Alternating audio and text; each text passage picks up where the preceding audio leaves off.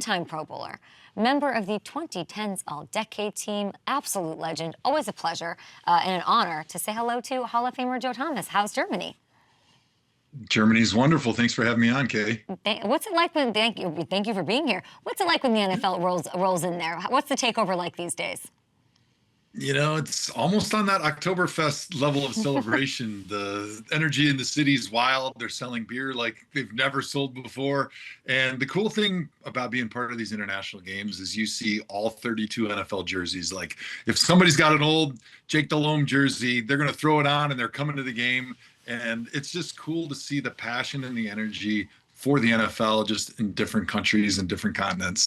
I love that, just like the random Sam Congato jersey in the stands. You're like, where did this come from? But you love Yes. it, and you embrace it. So it's Giants, Panthers. A little hard for me to get up for this one. What are you looking for in this game? What are you excited about?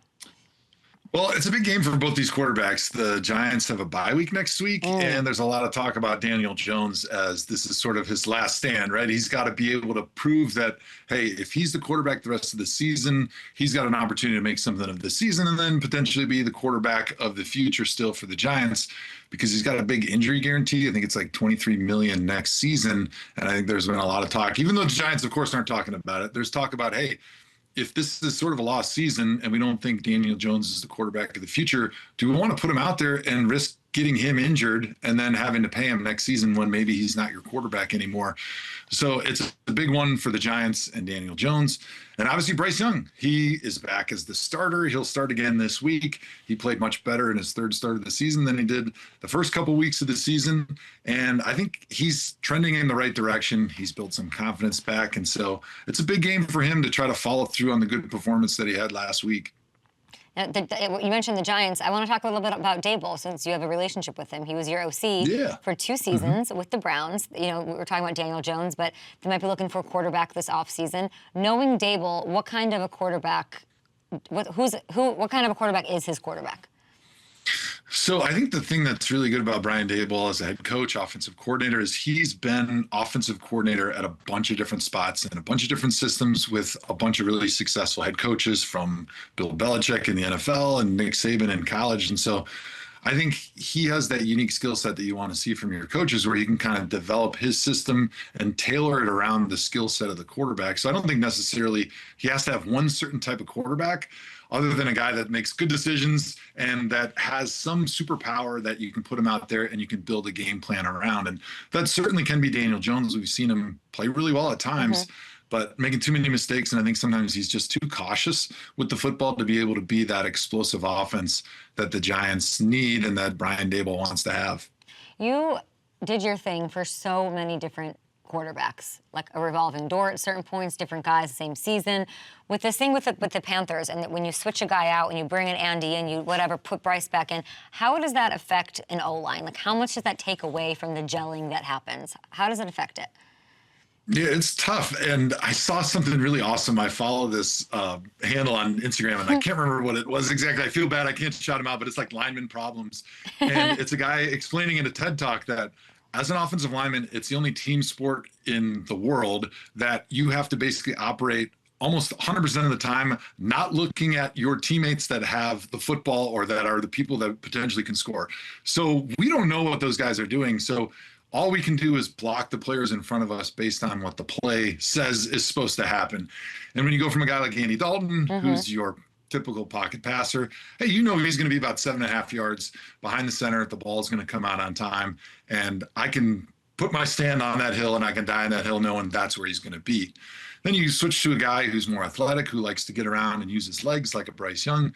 All of a sudden it's like, I think he's going to be back there at 7.5, but I'm not exactly sure. So it becomes more of a feel thing where you're trying to react to the eyes of your defender and see, okay, all of a sudden his eyes went that way. That means the ball's probably going over there, so I better start running and try to get in front of potentially the quarterback to get that last shove in so he can throw the football down the field.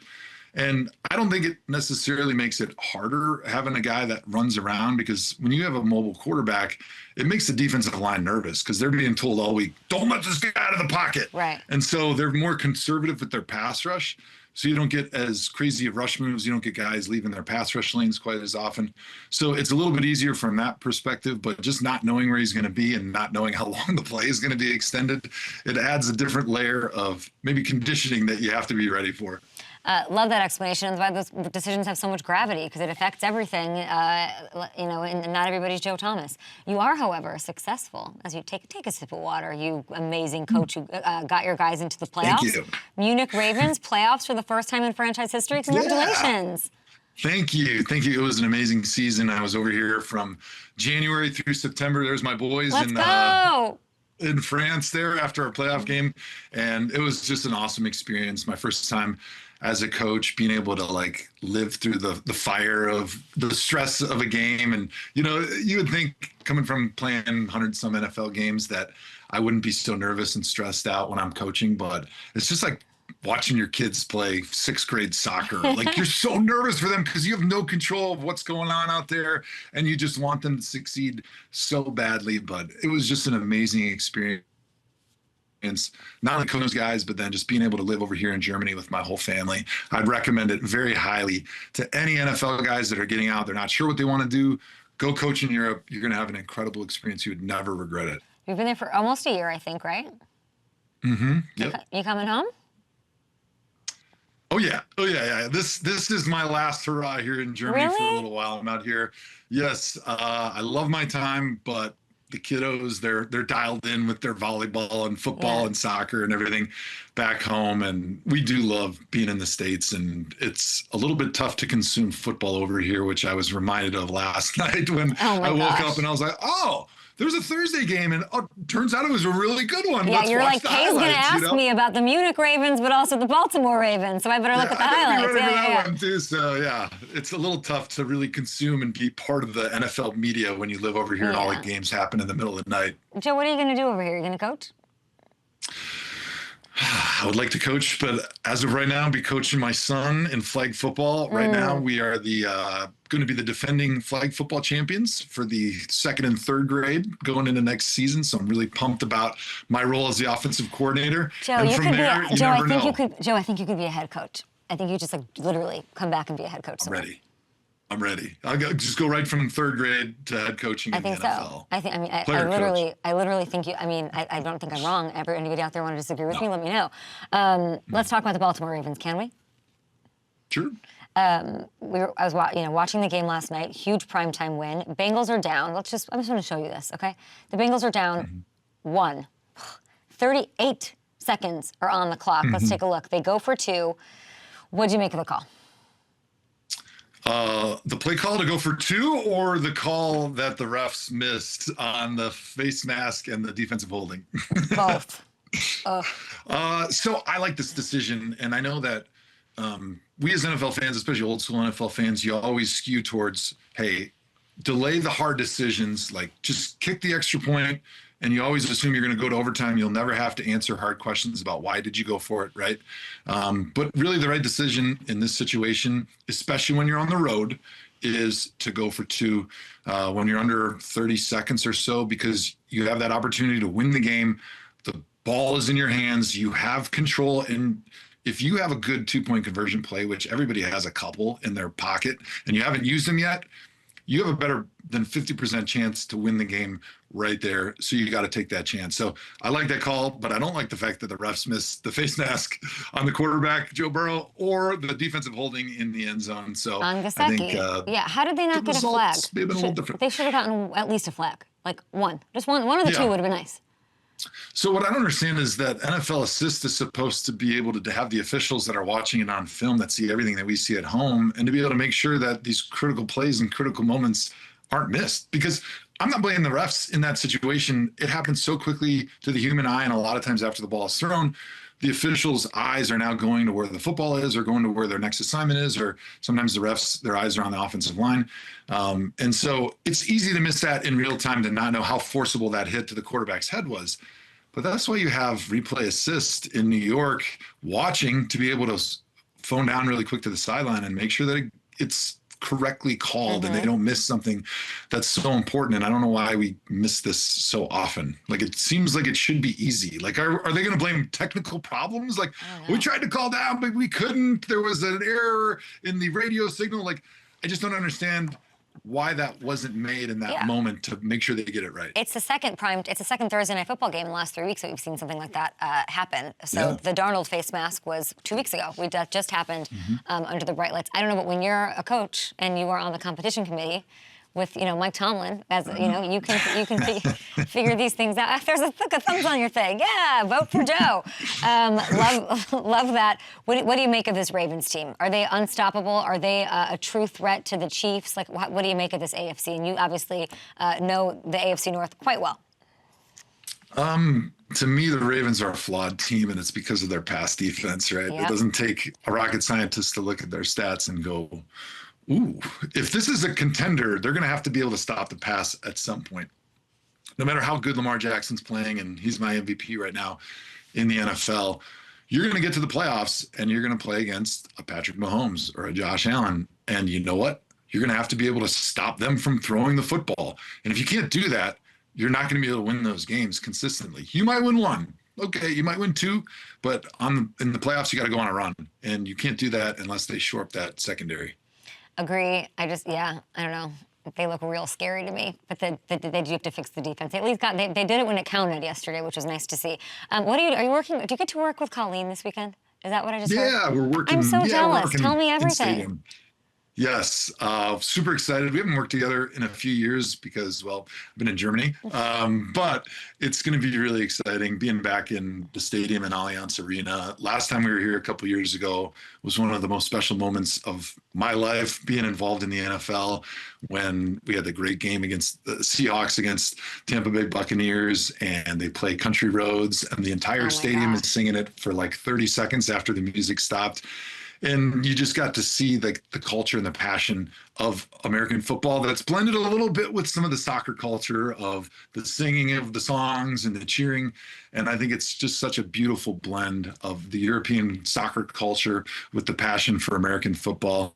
And to be able to experience it again on the sideline is something that's like a pinch me moment for me beyond when I played in the NFL, because you play in the NFL, you probably started playing football when you were pretty young, and you build up to that moment. Like, you go through college, like, okay, I think I'm going to play in the NFL. And it's a big moment and everything. But I think in the media world, maybe you'll agree, like, it's so unique to be able to sit in one of those seats and be on the sideline as a witness. It's such an incredible privilege for me in retirement now to still be involved in the game and still be experiencing the energy that comes off of that field. And I'm not going to let it go to waste. I'm really going to enjoy every second. So it's Joe Thomas. It's Colleen Wolfe, my fave. I'm jealous of you. You like really got the lucky assignment there. And it'll be both of you on game day kickoff early here stateside, that game in Munich. When you think of the vibe there and you're explaining the atmosphere, is that if you could pick one city to put an NFL team to kick off the international takeover in a real way, would it be Munich or would it be somewhere else? To put a team permanently? Yes. Munich. I mean, I would definitely say Munich, but I'm clearly biased because I've lived more in Munich this last year than I have been in the States.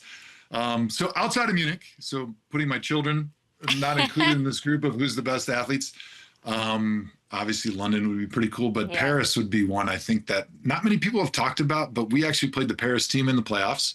And I was really surprised. They were the Paris Musketeers, properly named. Yogi Roth is an owner, my friend of mine, part owner. Yes. Yes, he is.